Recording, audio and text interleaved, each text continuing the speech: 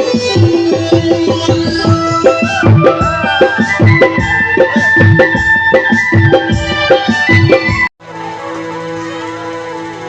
भन्नुहोस् त्यस्तो शंकर भगवानसँग किन नराम्रो भयो? किन भगवान शंकरसँग यत्रो ठुलो झगडा भयो? जब यस प्रकारले सोध्नुभयो, सोध्ने बित्तिकै भन्नुहुन्छ सुन्नुहोस्, ब्रह्माजीले दक्षलाई प्रजापति घोषित गरिदिनु भयो। तिमी प्रजापति भयो, जाऊ एउटा समाजको बीचमा तिमी प्रजापति भई जाऊ। दक्ष प्रजापति आफ्नो छोरालाई त्यो प्रजापति बनाउने बित्तिकै सबैतिरबाट सबैलाई बोलाए, किनभने एउटा ठुलो सभा राखौं, सभामा प्रजापति घोषित गरिदिउँ, महानता पनि होस् उसको जीवनमा भनेर सबैलाई बोलाए।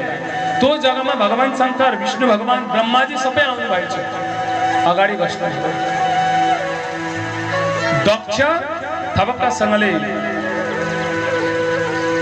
आयो। दक्ष आएको देख्ने बित्तिकै सबैले उभिएर दक्षलाई नमस्कार गर्न थाले, स्वागत गर्न थाले। तर त्यहाँ तीनजना उभिएका थिएनन्। को भन्नुहोस् त? ब्रह्मा, विष्णु र महेश।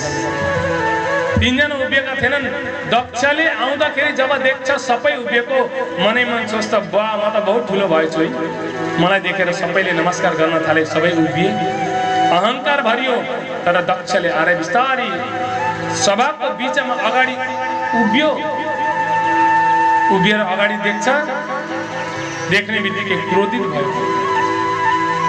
अरे मनै मन सोचो, सबैलाई भन्न थालो, एकछिन तिमीहरू कुरो गर्नुभन्दा अगाडि म बोल्छु। हेर्नु, ठुलो मान्छे कतिखेर बोल्छ थाहा छ? अन्तिममा बोल्छ। सबैले अर्थक सकिसक्छन् अनि बोल्ने मान्छे जुन छ त्यो अन्तिममा बोल्छ। मन्त्रीहरूले भाषण गर्दा देख्नु भेट्छ नि, अरू जो पनि बोलिसक्नेछन् सबैले बोलिसक्छन्, अनि जो मूल मान्छे, जुन मूल व्यक्ति छ, जसको प्रतीक्षामा बसेका छन्, त्यो अन्तिममा बोलेर उसले त्यो उदाहरण दिन्छ। तर आउने बित्तिकै मन्त्रीले सबैलाई हटाएर म बोल्छु भन्न थाले भने कस्तो हुन्छ भन्नुहोस् त? आज दक्षले आउने बित्तिकै के भन्छ? म केही भन्छु सुन, म केही भन्न चाहँदैछु सुन। तिमीहरू सबै छक्क परे, भाइ केही विशेष कुरो होला त्यस कारणले त हामीलाई तयार, आउने बित्तिकै केही भन्छु भन्दै हुनुहुन्छ। महाराज के भन्नु हो भन्नुहोस्? लु भन्नुहोस्। त्यति भन्ने बित्तिकै दक्षले के भन्छ? यो सभ्य समाजमा असभ्यलाई कसले बोलायो? यो हाम्रो यति राम्रो समाजको बीचमा असभ्यलाई कसले बोलायो? सबैले चारैतिर हेरे, महाराज यहाँ असभ्य चाहिँ को छ? सबै त राम्रा छन्, सब देवताहरू बसेका छन्। तो भनेको सुन्ने बित्तिकै अरे तिमीले पछाडि देख्दैनौ? उ त शंकरलाई देख्दैनौ? कहिले समाजको बीचमा बसेको भए पो त्यसले जानोस् कि कसरी बस्नु पर्छ। सबै छक्क परे। भगवान शंकरलाई यत्रो गाली गर्दैछ। तिमाथि ससुर हो, ऊ ससुर हो र भगवान शंकर ज्वाइँ। देखेका छैनौ? अरे भूतसँग प्रेतसँग हिँड्छ जीवनभरि। यसले सभ्य समाजको बारेमा के जान्दछ? यसले केही जान्दैन। यो असभ्य हो।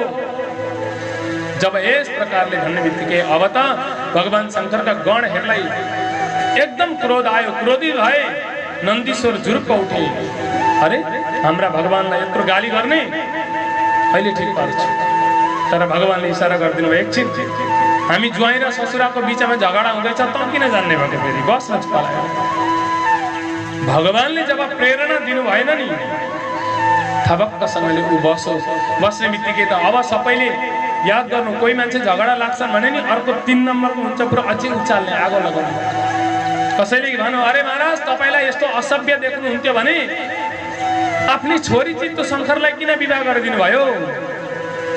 यसै पनि तातिरहेको थियो, अझै उम्लियो नि अब।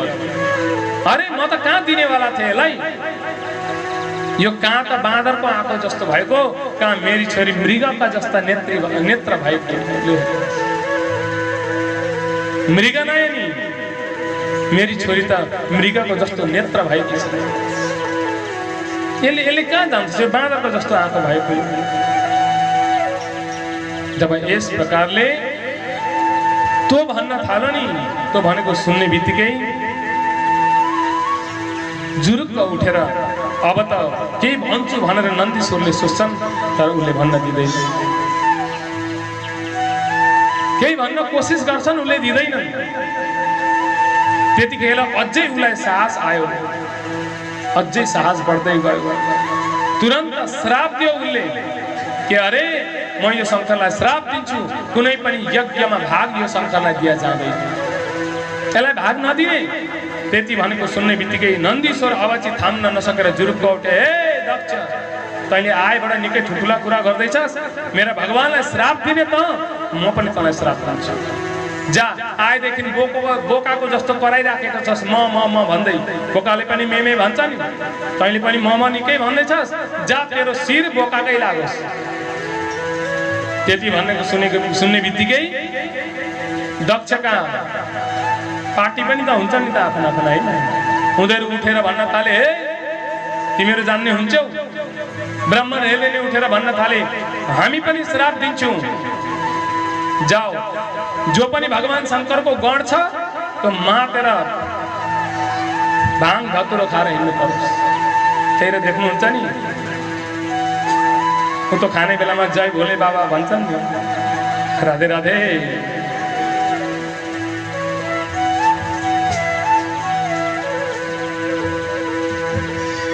र त्यसरी जब हिँड्छन्, भगवान शङ्करले सोच्नुभयो, उनीहरूले पनि एक अर्कालाई श्राप दिए। भगवान शङ्करले यो सोच्नुभयो कि यो हो, मैले गर्दा यो सब नराम्रो हुँदैछ, म एउटा काम गरिदिनु पर्यो, म जान्छु निक्लेर। भगवान शङ्करले आफ्ना परिकारलाई लिएर त्यहाँबाट जानुभयो। तर याद गर्नुहोस् एउटा कुरो, माता सतीलाई यो कुरो शङ्कर भगवानले कहिल्यै भन्नुभयो। अहिले यो समाजको यो विषयमा सती माता आउनु भएको थिएन, कहिल्यै भन्नु भएन। हामीलाई हुन्थ्यो भने राधे राधे, ससुराले उहाँ गाली गरौँ, यहाँ थामिन्थिन् बाटाले मात्र, होइन? राधे राधे। तर भगवान शङ्करले एक शब्द पनि भन्नु भएन, एउटा केही भन्नु भएन, जानुभयो, बस्नुभयो। आज दक्ष अत्यन्त क्रोधित भयो। दक्षले के सोच्यो भने, ओ मलाई यत्रो अपमान गर्ने, म यत्रो एउटा ठुलो यज्ञ गर्छु, सारा संसारलाई बोलाउँछु, तर त्यो शङ्करलाई म बोलाउँदिन।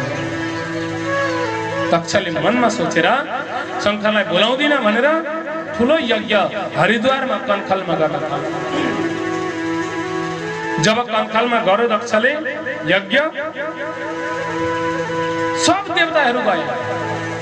कति देवतालाई यो पनि थाहा थियो कि भगवान शङ्करको र दक्षको झगडा लागेको छ। कुनै कुनै देवताहरूले एकदम शङ्करको कैलाशको पर्वतमाथिबाट विमान लिएर जान थाले।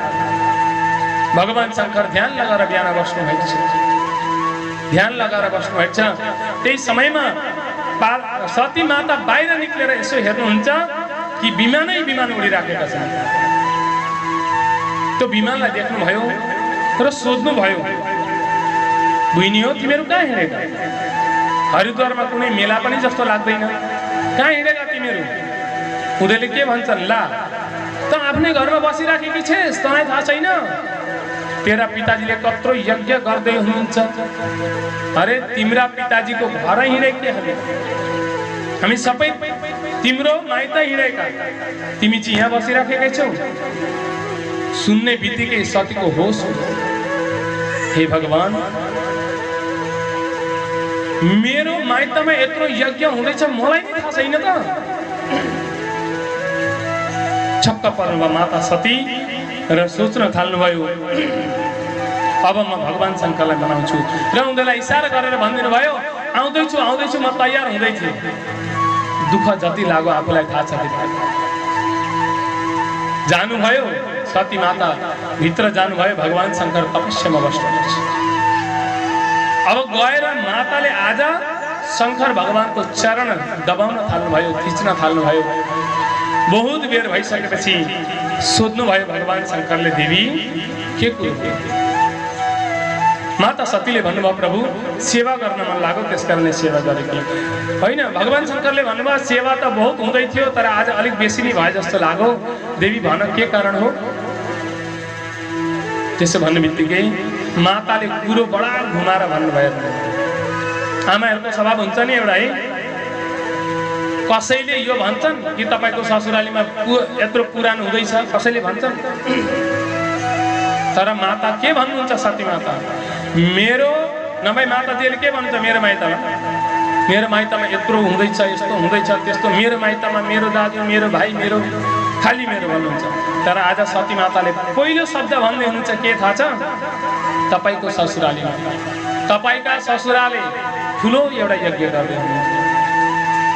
प्रजापतस्ते ससुरस्य साम्प्रतम् निर्यापितो यज्ञ महोत्सव किल वयं च तत्रा विसरामवामते यद्यर्थितामि विबुधा व्रजन्ति।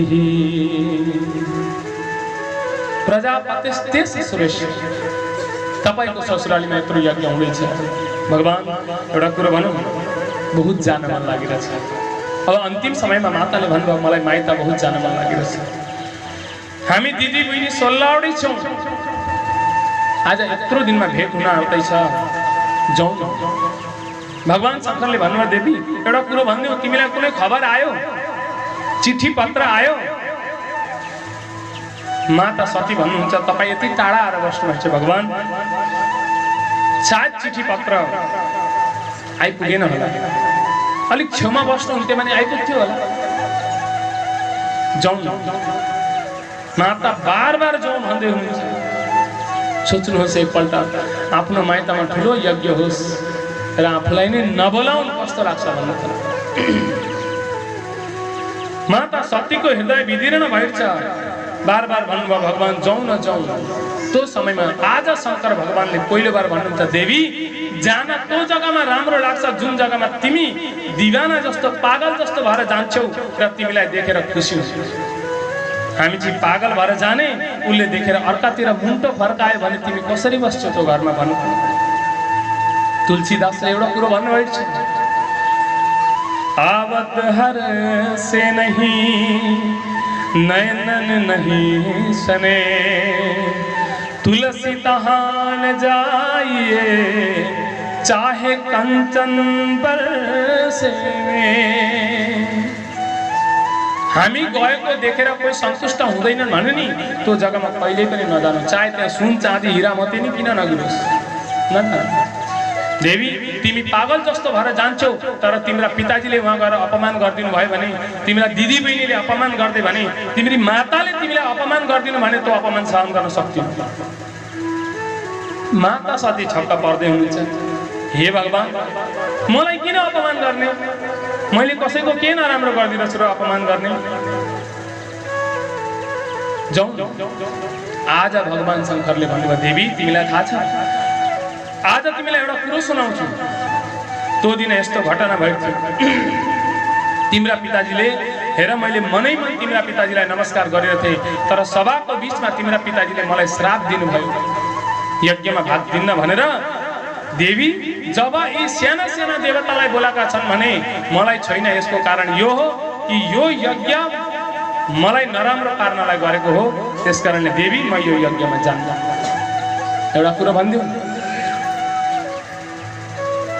अरू कसैले गाली गरे भने त्यत्रो दुःख लाग्दैन, जब आफ्नाले गाली गर्छ नि बहुत दुःख लाग्छ।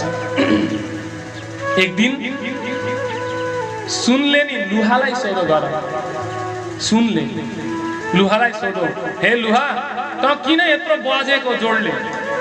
देख्नु भएको छ नि जब लुहा कुट्छ नि दाउ बनाउँछन् नि कस्तो पुरा मोहल्ला एउटा आवाज आउँछ टङ टङ गरेर। सुनले लुहालाई सोध्यो त किन यत्रो आवाज गरेको। त्यतिखेर लुहाले के भन्छ थाहा छ, मलाई हेर मलाई आफैले ठोक्छन् तँलाई अर्काले ठोक्छन्, त्यही र तेरो आवाज सानो हुन्छ तँलाई कम्ती दुख्छ। मलाई लुहाले ठोक्छ नि त हैन, दाउ बनाउन त लुहाले कुट्छ नि, त्यही र मलाई आफैले ठोक्छन् त्यही र बहुत दुख्छ, तँलाई अर्काले ठोकेकाले गर्दा कम्ती दुख्छ। भगवान शङ्कर भन्नुहुन्छ देवी तिम्रा पिताजीले यस्तो गाली गर्नु भने याद गर, चाहे जति माया नै मलाई किन नगरौँ तर म सहन गर्न सक्दिनँ, म जान्न। र अर्को कुरो देवी म तिम्रो स्वभावलाई पनि जान्दछु, तिम्रो स्वभावलाई पनि जान्दछु कि तिमी पनि नजाऊ, तिमी पनि पक्का नजाऊ। किनभने म जान्दछु तिमी आफ्नो अपमानलाई सहन गर्न सक्छौ देवी, तर मेरो अपमानलाई तिमी कदापि सहन गर्न सक्दिनौ। त्यसकारणले तिमी बिल्कुल नजाऊ, तिम्रो उद्धार हुँदैन। भगवान शङ्करले स्पष्ट कुरो गर्नुभयो। तर माता सतीलाई याद आयो, के भन्नुहोस् माइतको कुरा। हे भगवान, हामी 16वटी दिदी बहिनी आज यत्रो वर्ष पछाडि भेट्न कोसिस गर्दैछौँ। पूजा आजामा त दिदी बहिनीको भेट हुन्छ नि, होइन? दिदी बहिनीलाई देख्नु भएको छ नि, तपाईँहरू त जान्नुहुन्छ। कस्तो भन्नु त, बिहे गरेर गएका हुन्, दिदी बहिनी बिहे गरेर गएका हुन्, जाउँ अनि त्यहाँबाट घरमा आउँ। अब ती दिदी बहिनी नि बात गर्दा गर्दै बिहान बनाउँछन्। राति सुता नहो तिमीहरू सुता, सुत्दैनन्, फेरि केही न केही कुरो निकाल्छन्। मेरामा नि यस्तो छ, उसकामा नि यस्तो छ। लु माता सतीलाई झलझली सबै याद आइरहेछ। मेरा दिदी बहिनी गएर कति राम्ररी बस्छ, कति राम्ररी हाँस्छ। र अब सती माताले भन्नुभयो कि हामी पनि हेर्नुहोस्, सती माताले यो भन्नुहुन्छ, हे भगवान, म मेरा पिताजीलाई मनाएर आउँछु, मलाई जान दिनुहोस्। म तपाईँलाई लिन पनि आउँछु, मलाई जान दिनुहोस्।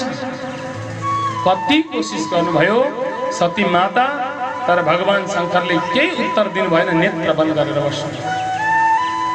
माता सतीले सोच्नुभयो, वाह, हाम्रो यो छोरीको जीवन पनि कस्तो रहेछ है, कस्तो हो यो छोरीको जीवन। साँच्चै मलाई कुनै जग्गामा बहुत भित्र दुख्छ। कतिखेर भन्नुहोस्, हामीले आफ्ना छोरीहरूलाई ठुली बनाउँछौँ, ठुली बनायौँ, राम्री बनायौँ। जब घरमा कामहरू गर्न सक्ने भइन्, दरी भइन्, अनि के गर्छौँ, छोरी अब तिमी यो घरमा नबस है, तिमी जाऊ यो घर छोडेर, नबस, तिम्रो यो घरमा केही छैन। याद गर्नु के त्यतिखेर ती माता पिताजीको हृदय विदीर्ण भएको हुँदैन?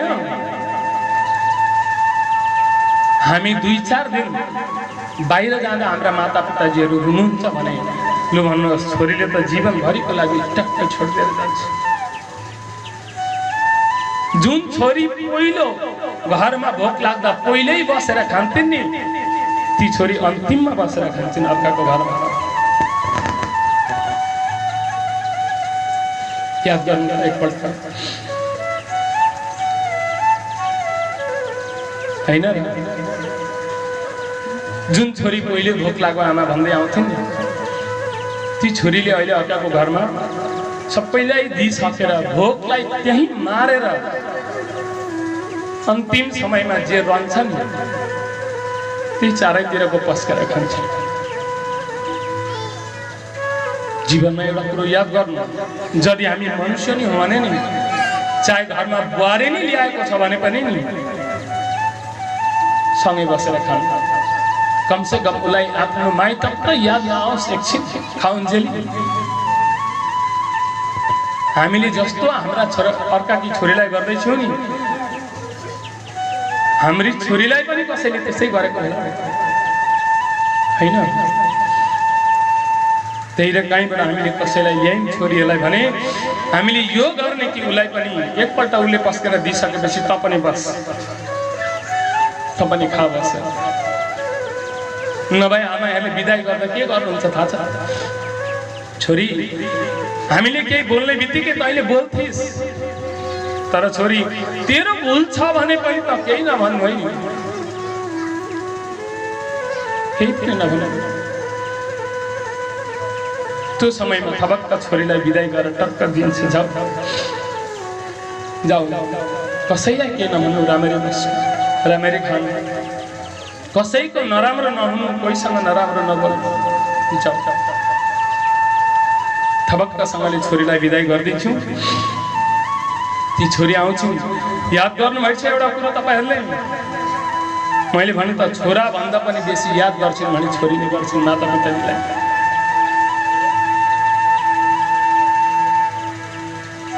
गाडीमा चढ्ने बेलामा पनि मैले एउटा कुरो याद गरेँ, दाजुभाइले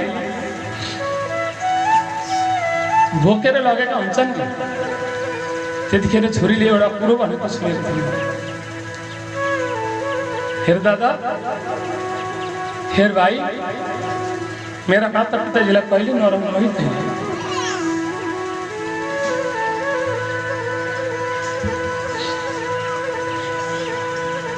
पिताजीले कुन समयमा दबाई खानुहुन्छ, आमाले कुन समयमा दबाई खानुहुन्छ दिनु है। अहिलेसम्म त मैले दिन्थेँ, अब तैँले दिनु है। संसारमा नि छोरी दान भन्दा संसारमा कन्यादान भन्दा ठुलो सायद कुनै पनि छैन। हामी 2-4 दिन बाहिर गयौँ भने माता पिताजीहरू रुन्छ, आज छोरीले त चट्टै छोडेर जीवनभरिको लागि जाँदैछ। थाहा छैन त्यो घर कस्तो छ, जुन घरमा जाँदैछ त्यो घरले माया गर्छ कि गर्दैन त्यो पनि थाहा छैन। त्यही पनि आँट गरेर जाँदैछन्, किन माताजीहरूले मलाई राम्रै घरमा पठाउनु भयो भन्नु। एकपल्ट सोच्नुहोस्, आज सती मातालाई त्यही कुरो याद आयो, मलाई कस्तो राम्ररी विदाई गर्नुभएको थियो, म पनि नजानु।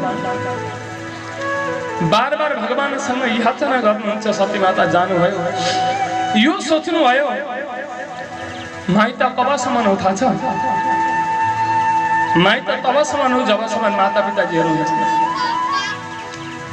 माता पिताजीले नि जब माइतमा बोलाउँदैनन् भने अरूले हामीलाई कहिले बोलाउँछ? कसले बोलाउँछ होला हामीलाई? माता सतीले त्यही सोच्नुभयो, भगवान शङ्करलाई नमन गर्नुभयो र त्यहाँबाट निक्लेर जानुभयो। माता सती गएको देखेर भगवान शङ्करले गणहरूलाई पठाइदिनु भयो, तिमीहरू पनि जाऊ तिमीहरू पनि। माता सती जब उहाँ पुग्नु भयो नि, पुग्ने बित्तिकै जति पनि दिदी बहिनीहरू थिए, दिदी बहिनीले देख्ने बित्तिकै के भन्न थाले, बा सती बहुत राम्रो गरिस् तैँले, किनकि नबोलाई पनि आइस्, लु हेर्नुहोस्। यसै पनि हृदय विदीर्ण भएको थियो माता सतीको, ती माथि अझै घोट्दैछ, बहुत राम्रो गरिस्। तर माता सतीले सबै कुरो बुझ्दै हुनुहुन्छ, मलाई यिनीहरूसँग के मतलब छ, मलाई त माता पिताजीसँग मतलब छ। याद गर्नु, त्यो समयमा कोही रुँदै थियो भने मात्र आमा सतीको कोठाभित्र बसेर सतीका कपडा हातमा उठाएर रोइराख्नु भएको थियो, छोरी मेरी आई, मेरी छोरीले के सोच्छिन् होला। जुन दिन सतीले सुन्छिन् कि मेरो घरमा यत्रो यज्ञ हुँदै थियो, मेरा माता पिताजीले बोलाएनन् भनेर, त्यो समयमा सतीले के सोच्छिन् होला। सतीको कपडा उठाएर माता प्रसुति रोइराख्नु भएको थियो। त्यही समयमा सती माता त्यहाँ पुग्नुभयो।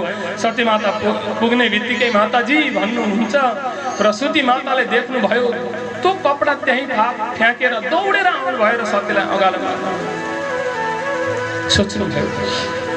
माता सतीले यो सोच्नुभयो, चाहे जेसुकै होस्, कमसेकम मेरी आमाले त मलाई माया गर्नुहुन्छ नि, आमाले मलाई माया गर्नु, अरू मलाई केही चाहिँदैन।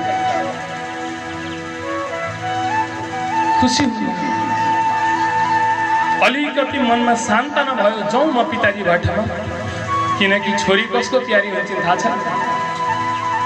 पिताजीको प्यारो हुन्छ नि छोरो, छोरो आमाको प्यारो हुन्छ। याद गर्नुहोस्, चाहे पिताजीले जति गाली गरे पनि छोरीलाई बहुत माया गर्नुहुन्छ, बहुत माया गर्नुहुन्छ। सती माता जानुभयो, हेरौँ। तर जब दक्षले मुख अर्कापट्टि फर्काए, त्यो देख्ने बित्तिकै सती माताले सोच्नुभयो, चलो ठिकै छ, मेरा माता पिताजी हुन्, रिसाए पनि हुन्। आफ्नो मनलाई बाँध्नुभयो र यज्ञ मण्डपको बिचमा माता सती जानुभयो। माता सती जानुभयो, गएर माता सतीले हेर्नुहुन्छ के मैले साना साना देवताको लागि सबै थोक राखिदिएको छ, साना साना देवताको लागि सब थोक राखेको छ, तर देवादिदेव महादेवको लागि कहीँ नाम निशान पनि छैन। त्यो देखेर त अबसम्म सती माता रुँदै हुनुहुन्थ्यो, हृदय विदीर्ण भएको थियो, क्रोधित हुनुभयो, क्रोधित भएर आउनुभयो र आफ्ना पिताजी भएकोमा आएर भन्नुहुन्छ, हे दक्ष, तपाईँले के सोच्नुहुन्छ? तपाईले मेरा भगवानलाई के सोच्दै हुनुहुन्छ? तपाईलाई थाहा छ तपाईको पिताजीको मेरा पतिको चरणमा लागेको जुन मन्जरी छ, फूलहरू छ, त्यो तपाईका पिताजी ब्रह्माजीले आफ्नो शिरमा धारण गरेर आफूलाई कृतार्थ मान्नुहुन्छ। मेरा पति यस्तो हुनुहुन्थ्यो संसारमा जसले सर्पहरूलाई पनि आसन दिनुभएको छ, आओ बस भन्न। आज मेरा पतिलाई तपाईले यत्रो अपमान गर्नुभयो। मैले मेरा भगवानलाई कति विश्वास दिएर आएको थिएँ, भगवान म मेरा पिताजीलाई मनाएर तपाईँ भेट्न आउँछु, म पागल जस्तो भएर आए। आज मेरा भगवानको लागि एउटा भाग छैन। अब म फर्केर जाउँ त कसरी जाउँ? किनकि भगवानले मलाई भन्नुहुन्छ, हे दक्ष की छोरी आऊ। म कसरी भन्नु दक्ष की छोरी? मेरा पतिको एक नम्बर शत्रु कसरी भन्नु? सारा संसारले नि मलाई तपाईकी छोरी भन्छन्। मैले सुनेकी छु, मैले जान्दछु।